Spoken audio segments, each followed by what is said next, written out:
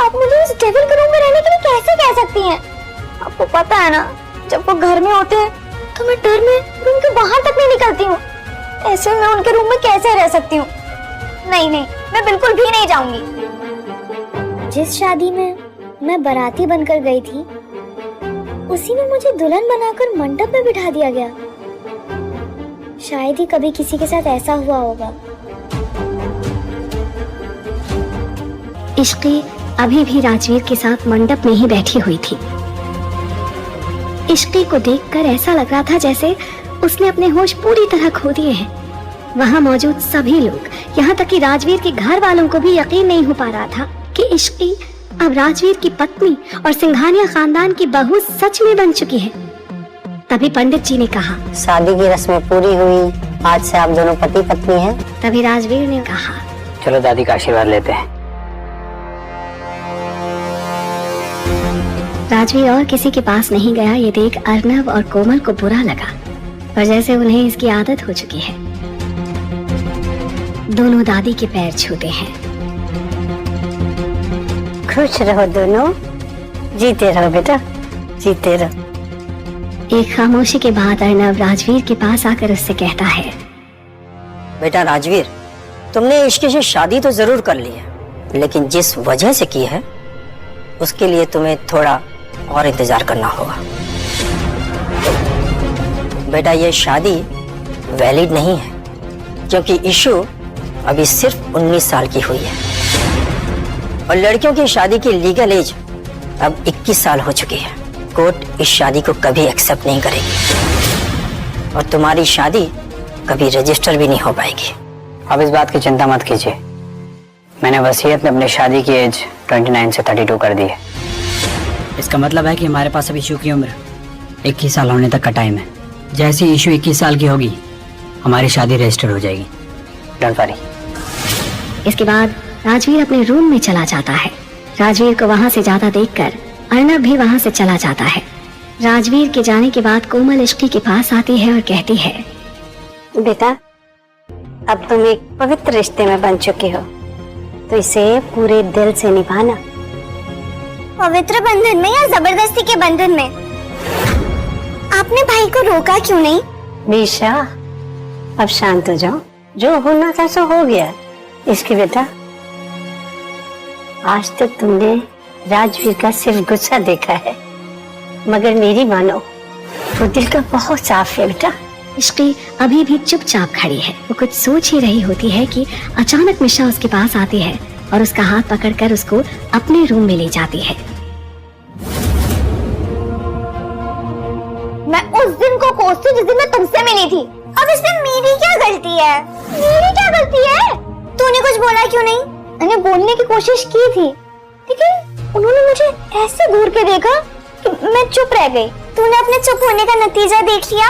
अब बन गई ना तुम उनकी पत्नी। तभी मिशा के रूम का गेट ओपन होता है। कोमल अंदर आती है। इश्की दरवाजा बंद कर।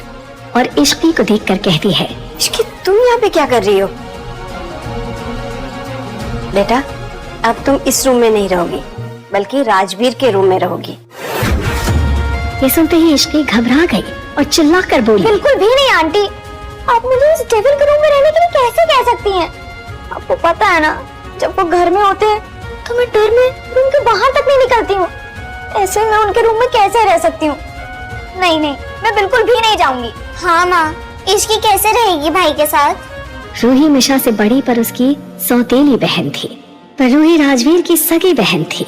रूही ने आकर इश्की से कहा, इश्की, अगर तुम अब भाई के कमरे में नहीं गई ना, तो भाई यहाँ आ जाएंगे तुम्हें लेने। दीदी आप क्या कह रहे हो? प्लीज शुभ शुभ बोलो। तो तुम शुभ शुभ करो और मम्मा के साथ जाओ। हाँ इश्की, चली जा, कहीं ऐसा ना हो भाई तुमसे गुस्सा हो जाए। इश्की उदासी भरी आवाज में धीरे से बोली, अच्छा ठीक है, मैं अपने कपड़े ले लेती हूँ।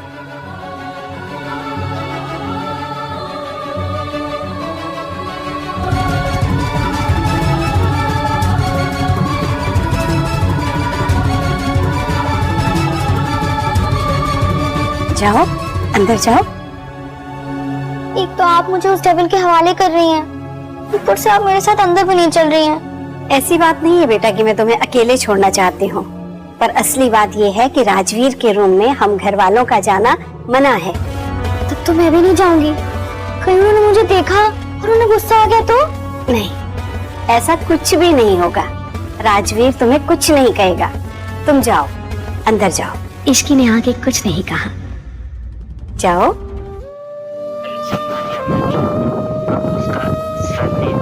इस बार इश्की हिम्मत करके अंदर चली गई। हम कैसे समझाएंगे?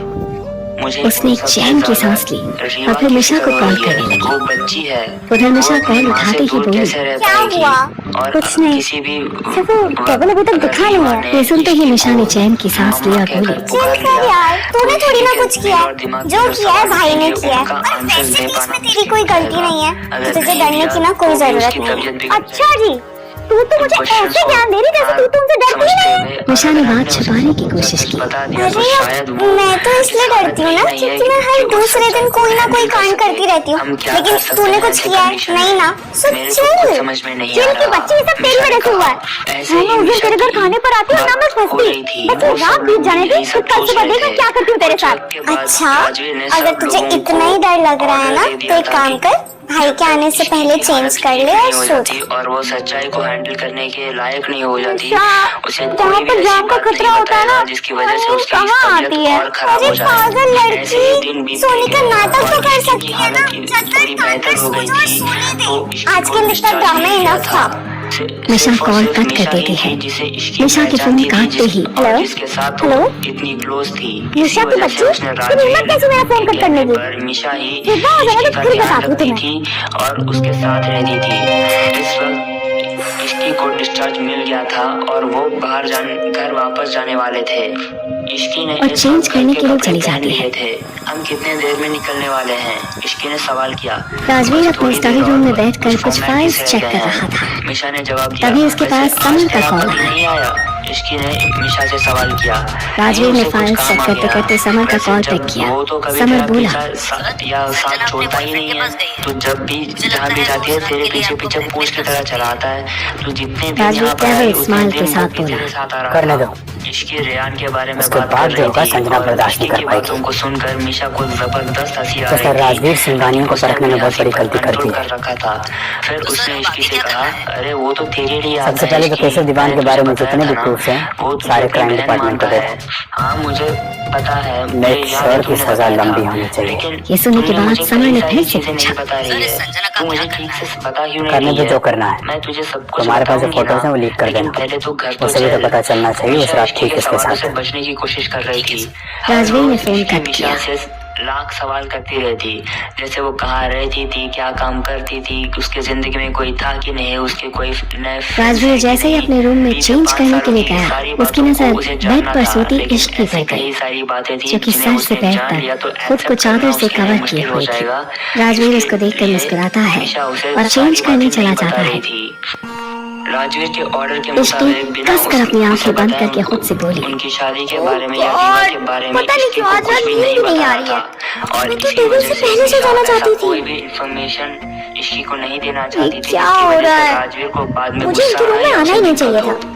इसलिए निशा, निशा कहने लगी, मैंने तुझे कहाँ बताया हो था ना कि यार? तू काफी वक्त से मेरे प्लीज मुझे साथ बचा लो। हमारे घर में इश्की ये रह सब रही सोच ही रही थी कि इसी तभी वजह से राजवीर सब लोगों चेंज के करके साथ आ तेरा गया। कनेक्शन और बॉन्ड बहुत स्ट्रांग हो गया है, इसलिए तू हमारे घर में रहने के लिए बिल्कुल भी मत झिझक। हाँ मैं समझ रही हूँ, ये ऐसे बात कर ही रहे थे कि तभी वहाँ पर मिहिर आया। मिहिर के आने के बाद वो दोनों मिहिर के साथ मिलकर घर के लिए निकल गए। वही यार इसकी तुझे तो सोने की एक्टिंग करनी भी नहीं आती। अरे जब कॉलेज में सब कह रहे थे कि ड्रामा क्लब ज्वाइन कर ले, तब क्यों नहीं ज्वाइन किया? कुछ सीख जाती तो आज इस टेबल से तो बच जाती। उसने इश्की के बगल में लेटकर उसी के कंबल को अपने ऊपर डाल लिया। उसके ऐसा करते ही इश्की के दिल की धड़कन तेज चलने लगी। लेकिन एक बात, राजवीर कुछ देर तक इश्की के चेहरे को देखता रहा और फिर उसके कान के पास जाकर बोला, आपकी मम्मा हमारे साथ एक गेम खेल रही है। गेम ये सुनते ही इश्की के चेहरे के एक्सप्रेशंस बदल गए, पर उसने अभी भी अपनी आंखें बंद ही रखी। मम्मा को मम्मा तो नहीं सुनते बल्कि रहिए आंटी कहकर जगत से पुकारा। शादी सिर्फ तब सिर्फ तक जब